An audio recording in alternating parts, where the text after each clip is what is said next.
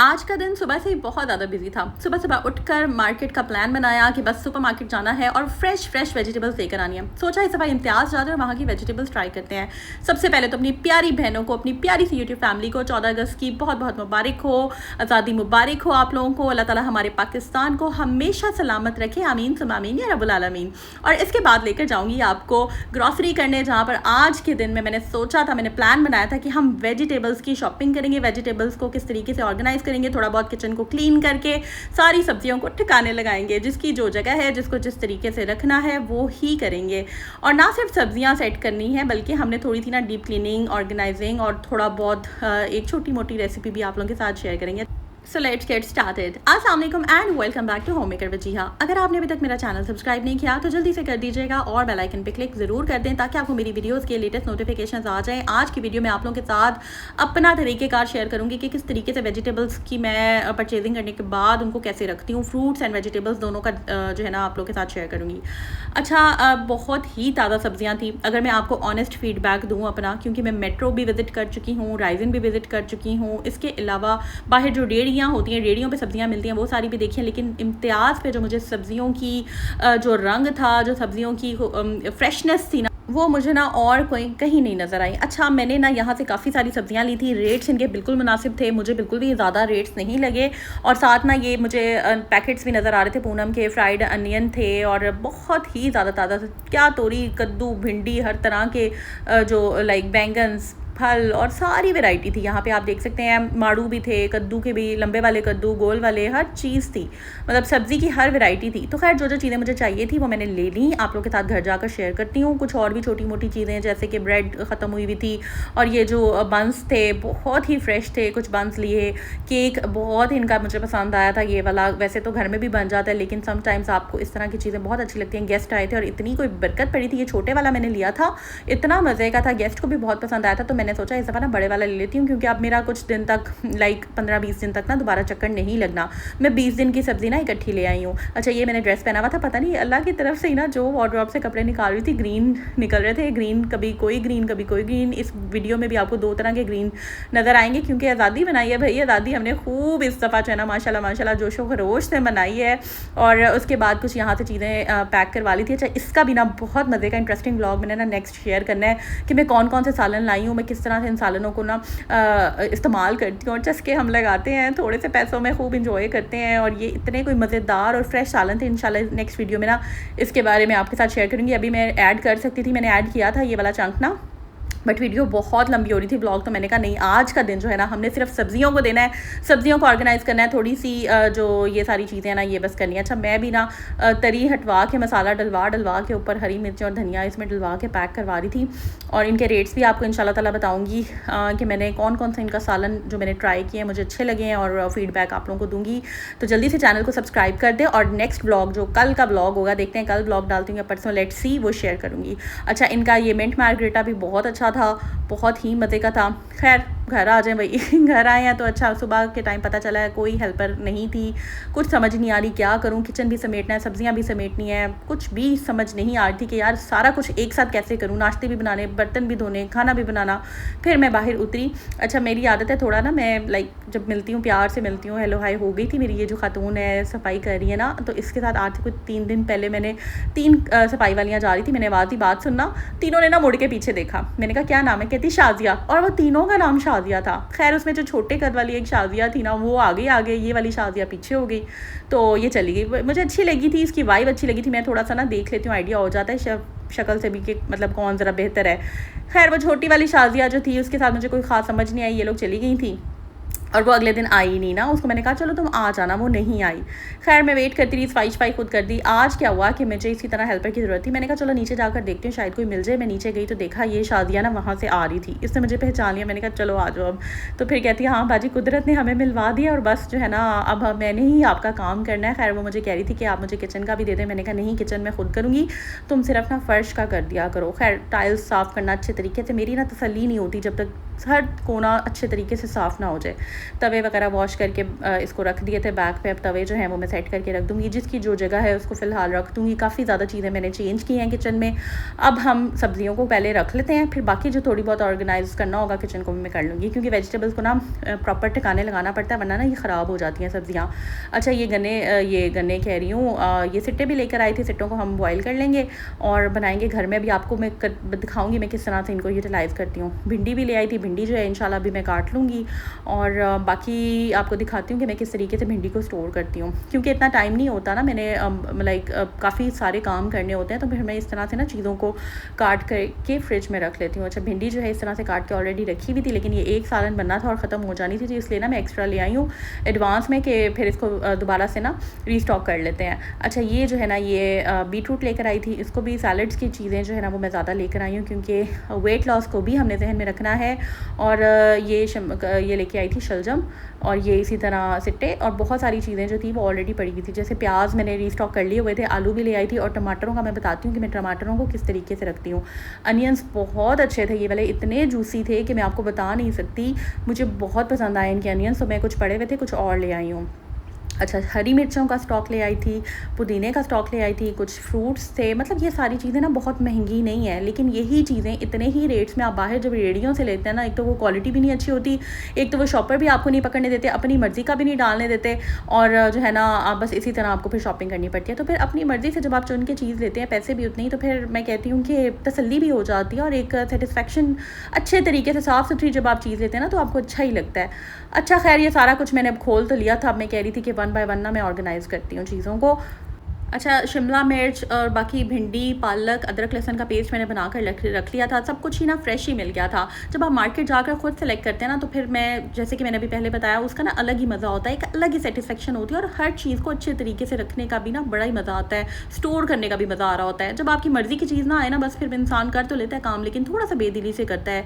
जब मार्केट से वापस आते हैं ना, तो किचन वापस आकर जो है ना छोड़ कर नहीं चल सकते, लाइक करना ही पड़ता है, सब कुछ बिखरा होता है, और फिर बस दिल चाहता है कि फ़ौरन सब कुछ सेट कर दें। शेल्फ्स को साफ़ करना, काउंटर टॉप, सबसे पहले मैं क्या करती हूँ, काउंटर टॉप को अच्छे तरीके से वाइप कर लेती हूँ। उसके बाद चूल्हा तो खैर मैंने साफ़ कर लिया था, लेकिन फिर भी मैंने एक दफ़ा ना पूरे किचन की डीप क्लीनिंग कर ली थी।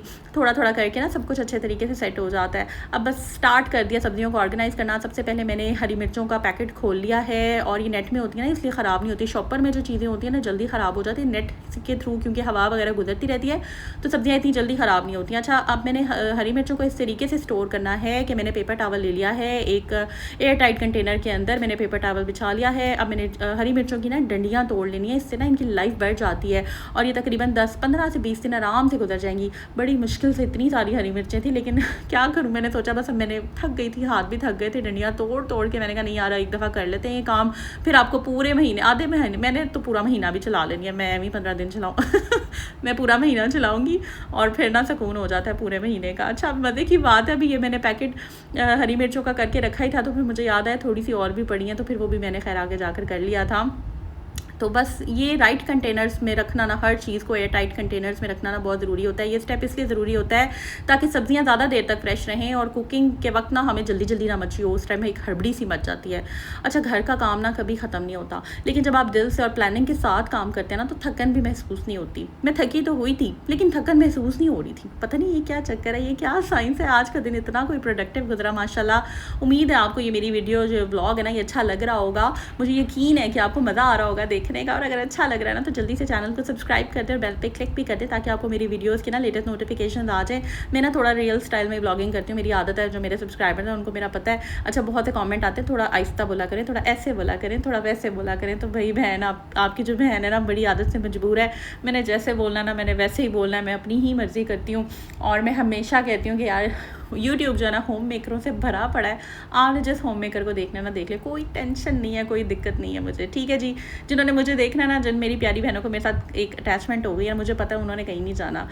अच्छा जनाब, अब हम देखते हैं कि ये जो हमने लेमन्स है ना, इनको किस तरीके से रखना है। एक कंटेनर आपने ले लेना है, जार, उसके अंदर पानी डाल देना है, और जब आप इसमें लेमन्स डालते हैं ना, तो ये इनकी लाइफ ये 1 महीने तक आपके चल जाते हैं। अच्छा, मैंने पानी से भर लिया था और मैंने ना इसी तरह लेमन डाल दिया। फिर मैंने सोचा इस पर कोई मसाला मसूला ना लगा हो, खैर मैंने दोबारा ये वाला पानी ना फेंक दिया था, और फिर दोबारा ये नया पानी धो के अच्छे तरीके से इनको फिर डाला। सब्ज़ी हमेशा धो के ही रखनी चाहिए, लेकिन एक वहम सा होता है ना। खैर मैंने इसको कंटेनर को बंद कर दिया और मैं फ्रिज में रख दूँगी, और ये आराम से जब मुझे फ्रेश लेमन्स चाहिए होंगे मैं निकाल लूँगी। चाहे आप मिंट मार्गरीटा बनाएं, चाहे आप टिक्के पे लगाएं, चाहे आप जो है ना सुबह उठ के गर्म पानी के अंदर लेमन स्क्वीज़ करके पिएँ, चाहे आप हलीम के साथ खाएं, जैसे मर्ज़ी इंजॉय करें। लेमन जो है ना माशाल्लाह फिर स्टॉक जब होता है ना तो बड़ा अच्छा लगता है। अच्छा जी, उसके बाद ये कुछ सेब लेकर आई थी। मैं बहुत ज़्यादा क्वांटिटी में चीज़ें नहीं लेकर आती, बस थोड़ी थोड़ी ले आती हूँ। 5-6 सेब ले लिए, 5-6 नाशपातियाँ ले ली, 5-6 के नहीं, केले जो है ना वो दर्जन ही ले लेते हैं क्योंकि ना केले काफ़ी छोटे साइज़ के थे। खैर वो मैंने डाइनिंग पे ही रख दिए थे। अच्छा, इनको मैं बस इस तरह रख लूँगी और धो लूँगी, और बस कोई ख़ास एज सच इतना कोई लेविश ग्रॉसरी में नहीं करती हूँ। बस मैंने सोचा था कि मैंने ना इस दफ़ा बचत करनी है, और बचत के साथ मैंने ग्रॉसरी करनी है, क्योंकि ग्रॉसरी का जो बजट था ना वो मेरा थोड़ा सा आउट ऑफ कंट्रोल हो रहा था। तो इस दफ़ा मैंने खूब पैसे बचाए हैं। पिछले व्लॉग में भी देखा होगा, 5,000 मैंने ग्रॉसरी में से बचाए, फिर मैंने मसालों में से थोड़े बहुत बचाकर टोटल 7,000 बचा लिए। इस दफ़ा जो है ना मैंने ये सब्जियों में से बचाए हैं कुछ पैसे, तो थोड़े थोड़े पैसे बचा कर ना वो एक बजट जो भी बचता है उसमें से किचन की कोई और बंदा चीज़ ले आता है। अच्छा खैर, ये मैंने ना छलियाँ खोल रही थी, मुझसे बिल्कुल इनके छिलके उतरे थे, फिर मैंने थोड़ी हेल्प ले ली और अब भी किचन साफ़ किया था, अब भी काउंटर साफ़ किया था, और साथ ही इसके धागे शागे सारे नीचे गिर गए। मैंने कहा नहीं यार, मैं पहले साफ़ करूँगी। मुझे गंदे किचन में ना काम करने का ना तो मज़ा आता है, ना शूट करने का मज़ा आता है। बस मुझे पता नहीं क्या ही आदत पड़ गई है थोड़ी सी साथ चीज़ों को साफ़ करने की। अच्छा खैर, मैंने कहा चलो इसको ना मैं सारे धागे जो थोड़े बहुत नीचे गिर गए हैं इनको साइड पे कर देती हूँ। इतने में कैबिन खुद ही खुल गए, और ये अक्सर कभी खुल जाते हैं, इनको भी फिक्स कराने वाला है। एक काम करो तो दूसरा खुल जाता है। ऐसे होता है कि नहीं आप लोगों के साथ? मेरे साथ तो ऐसा ही होता है। खैर, ये छलियाँ जो थी ना, इनको मैंने प्रेशर पर रख दिया था, प्रेशर नहीं लगाया मैंने, मैंने डर लग रहा था। मैंने कहा पता नहीं ये होती हैं कि नहीं होती, मैं थोड़ा सा ना एहतियात से इस्तेमाल करती हूँ। बस ये इनको मैंने पहले दम दे दिया, ऊपर तवा रख दिया, ये नहीं हुई, फिर मैंने ना 5 मिनट का प्रेशर लगा ही दिया, लेकिन खैर फिर मैंने खोल दिया। मुझे थोड़ा सा वो हो रहा था कि ऐसे ही बस एहतियात में करी थी। अच्छा, उसके बाद मैंने काउंटर क्लीन कर लिया। अब मैंने सोचा कि इसके ऊपर ना मसाला लगा लेते हैं और ये सर्व पहले कर देते हैं, और बाकी काम ना फिर मैं बाद में करती हूँ।